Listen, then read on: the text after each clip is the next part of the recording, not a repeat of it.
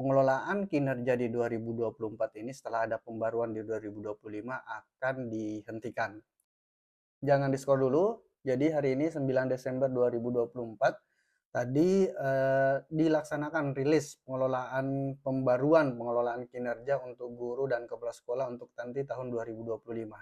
Nah, apakah setelah rilis pengelolaan kinerja atau pembaruan pengelolaan kinerja ini akan menghentikan pengelolaan kinerja di 2024? Jadi ada beberapa catatan yang saya simpulkan dari kegiatan tadi, karena tadi itu dihadiri oleh Kepala atau PJ BKN, kemudian ada Bapak Menteri Pendidikan Dasar dan Menengah, serta pejabat-pejabat di lingkungan Kementerian Pendidikan Dasar dan Menengah.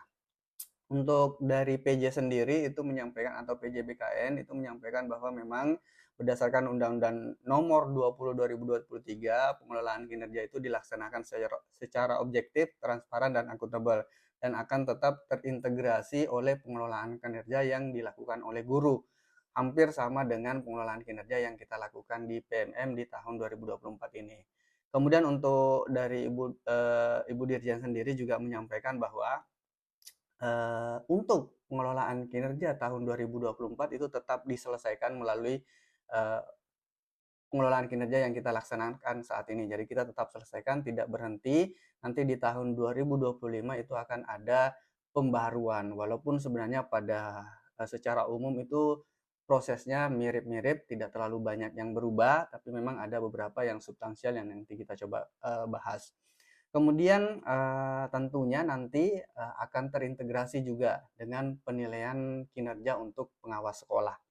Terus di kegiatan tadi juga itu ada kembali penandatanganan surat edaran bersama antara BKN kemudian Kementerian Pendidikan Dasar dan Menengah. Ini untuk sebagai dasar hukum untuk guru melakukan pengelolaan kinerja di luar daripada EKIN BKN, tapi tetap terintegrasi.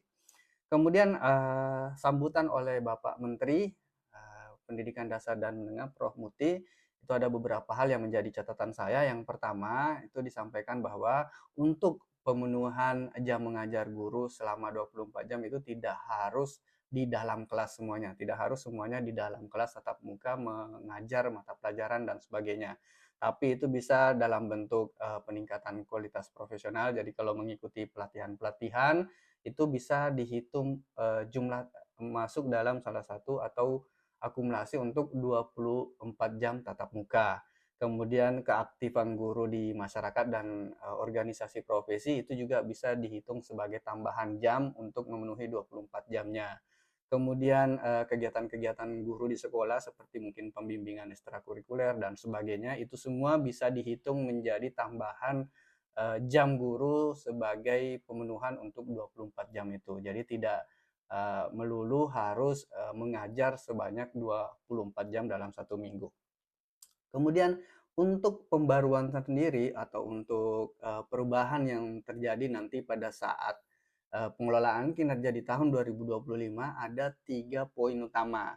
Ini yang pertama, pengelolaan kinerja itu tidak lagi dilaksanakan 2 periode, tahap 1 dan tahap 2, tapi tinggal 1 tahun, 1 kali dalam 1 tahun. Itu yang pertama. Kemudian yang kedua, tidak ada lagi guru mengunggah dokumen.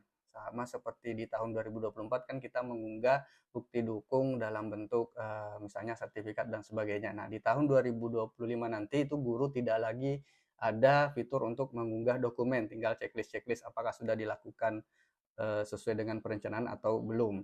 Kemudian yang mengunggah dokumen itu adalah nanti tugasnya kepala sekolah. Kemudian poin yang ketiga adalah untuk pengembangan kompetensi sendiri itu sudah tidak berbasis poin seperti pada tahun 2024 ini.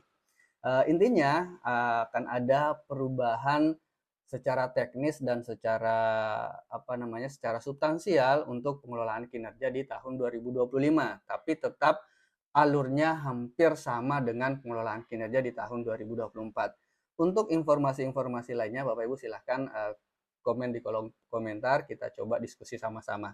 Mudah-mudahan bermanfaat. Sekian, terima kasih. Assalamualaikum warahmatullahi wabarakatuh.